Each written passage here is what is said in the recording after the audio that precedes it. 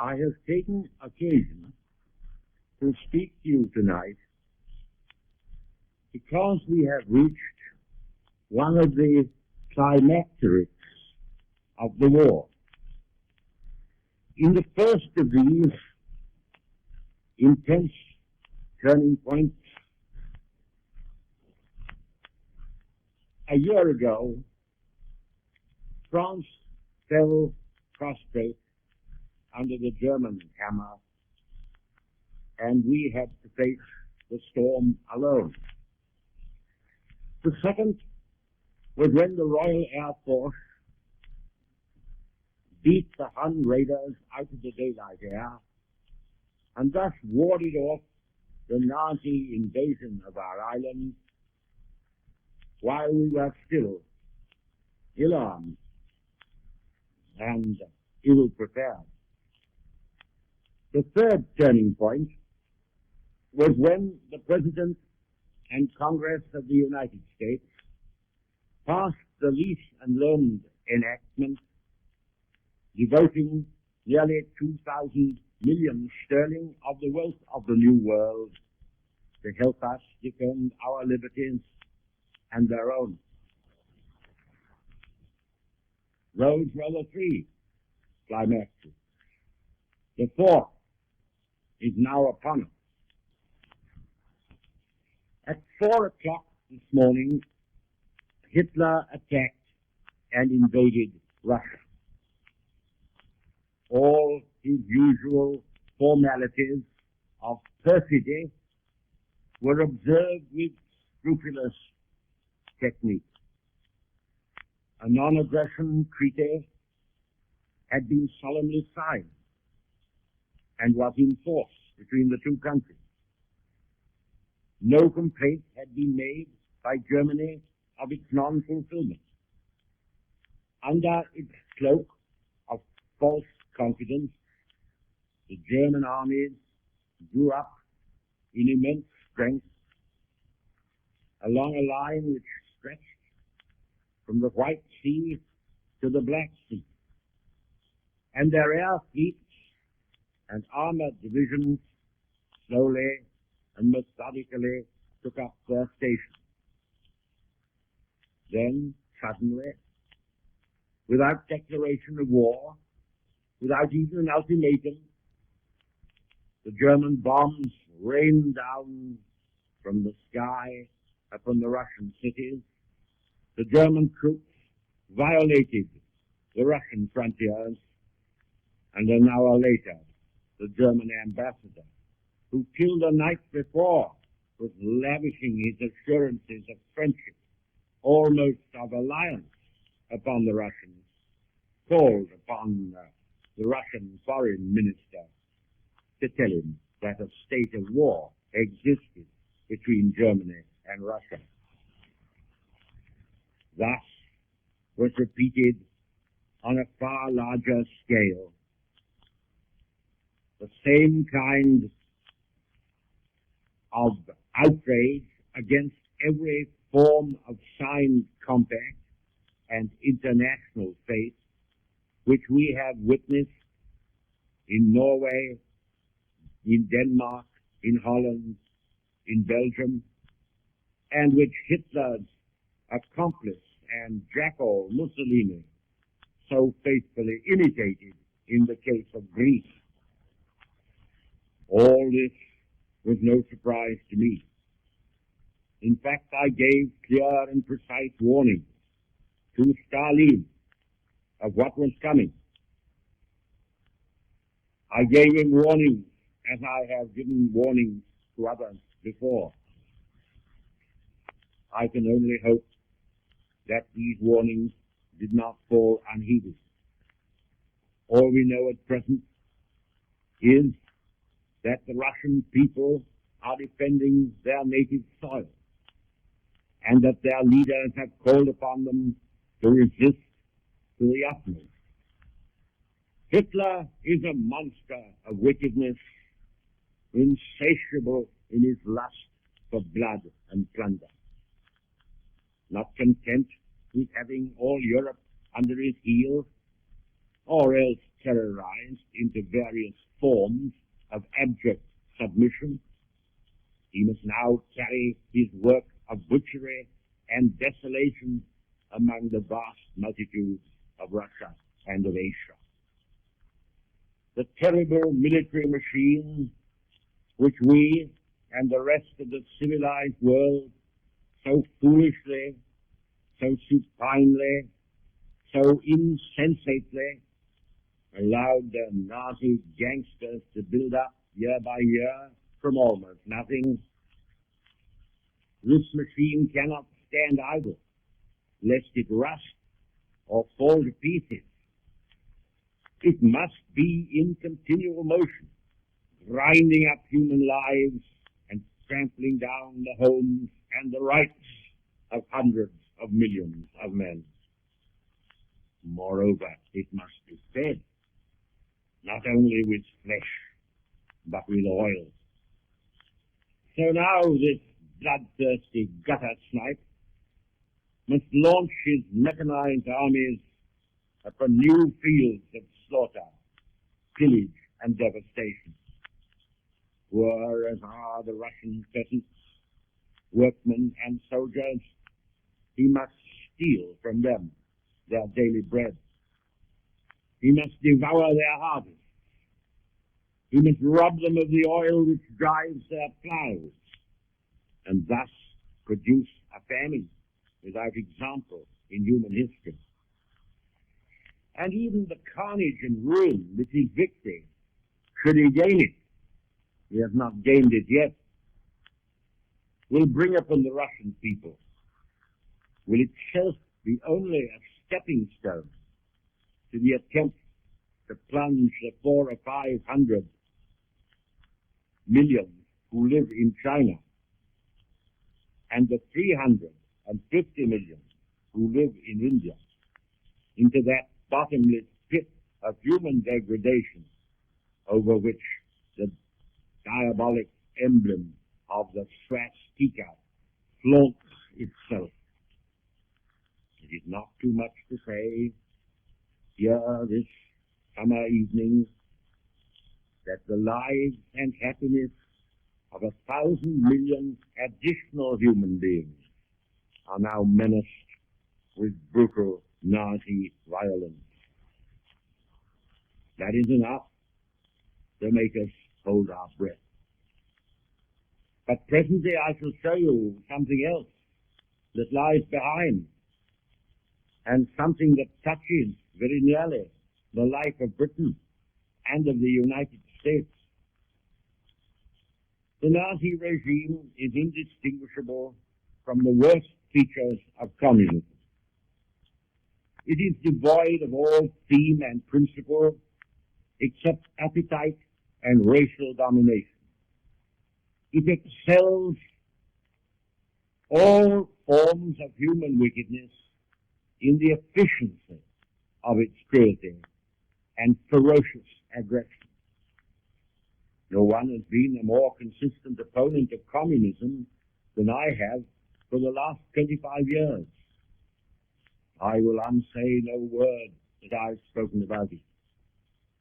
But all this fades away before the spectacle which is now unfolding. The past, with its crimes, its follies, and its tragedies, flashes away.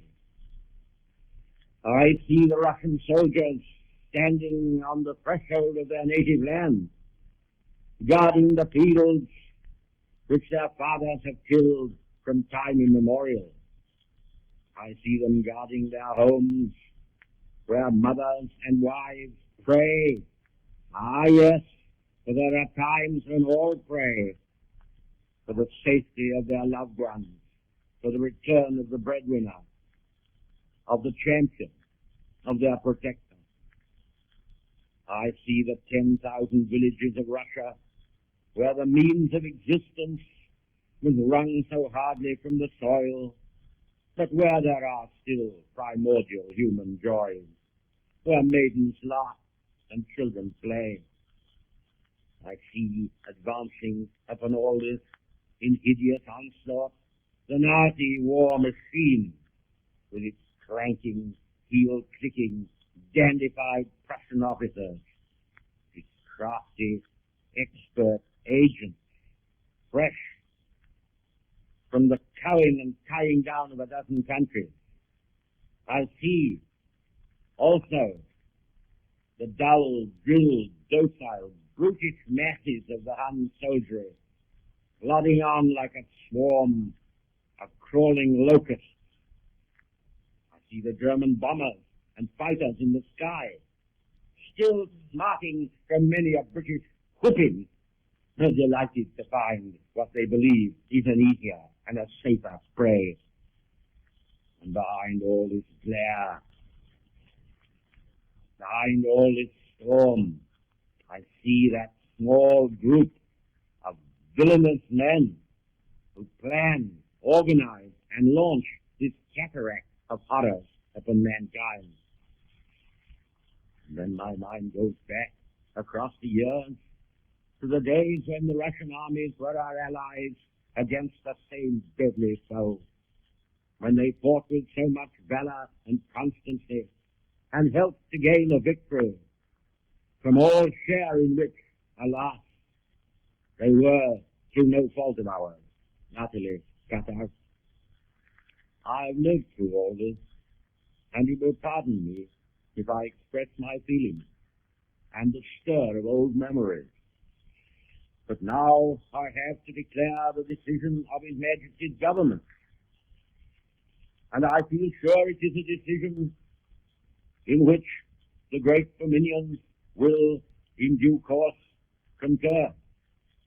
But we must speak out now, at once, without a day's delay. I have to make the declaration. But can you doubt what our policy will be? We have but one aim, and one single irrevocable purpose. We are resolved to destroy Hitler and every vestige of the Nazi regime. From this, nothing will turn us. Nothing. We will never parley. We will never negotiate with Hitler or any of his gang. We shall fight him by land. We shall fight him by sea. We shall fight him in the air until, with God's help, we have rid the earth of his shadow and liberated its peoples from his yoke. Any man or state who fights against Nazism will have our aid. Any man or state who marches with Hitler is our foe. This applies not only to organized states, but to all representatives of that vile race of quislings who make themselves the tools and agents of the Nazi regime against their fellow countrymen and against the lands of their birth. These quislings, like the Nazi leaders themselves, if not disposed of by their fellow countrymen, who could save trouble, will be delivered by us on the morrow of victory to the justice of the Allied tribunals. That is our policy, and that is our declaration. It follows, therefore, that we shall give whatever help we can to Russia and to the Russian people. We shall appeal to all our friends and allies in every part of the world to take the same course and pursue it as we shall, faithfully and steadfastly to the end. We have offered to the government of Soviet Russia any technical or economic assistance which is in our power and which is likely to be of service to them. We shall bomb Germany by day as well as by night in ever-increasing measure, casting upon them month by month a heavier discharge of bombs and making the German people take and gulp each month a sharper dose of the miseries they have showered upon mankind. It is noteworthy that only yesterday the Royal Air Force, fighting inland over France, cut down with very small loss to themselves 28 of the Hun fighting machines in the air above the French soil. They have invaded defiled and professed to hold. But this is only a beginning. From now henceforward, the main expansion of our Air Force proceeds with gathering speed. In another 6 months, the weight of the help we are receiving from the United States in war materials of all kinds, especially in heavy bombers, will begin to tell. This is no class war. This is a war in which the whole British Empire and Commonwealth of Nations is engaged without distinction of race, creed, or party. It is not for me to speak of the action of the United States, but this I will say. If Hitler imagines that his attack on Soviet Russia will cause the slightest division of aim or slackening of effort in the great democracies who are resolved upon his doom, he is woefully mistaken. On the contrary, we shall be fortified and encouraged in our efforts to rescue mankind from his tyranny. We shall be strengthened and not weakened in our determination and in our resources. This is no time to moralize upon the follies of countries and governments which have allowed themselves to be struck down one by one, when by united action they could so easily have saved themselves and saved the world from this catastrophe. But when I spoke a few minutes ago of Hitler's bloodlust and the hateful appetites which have impelled or lured him on his Russian adventure, I said there was one deeper motive behind his outrage.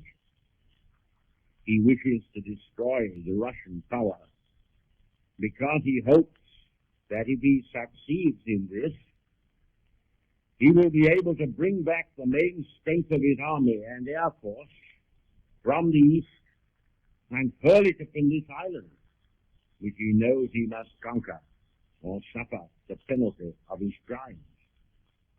His invasion of Russia is no more than a prelude to an attempted invasion of the British Isles.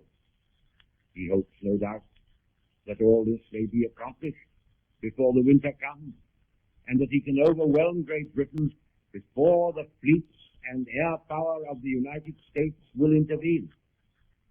He hopes that he may once again repeat upon a greater scale than ever before that process of destroying his enemies one by one, by which he has so long thrived and prospered.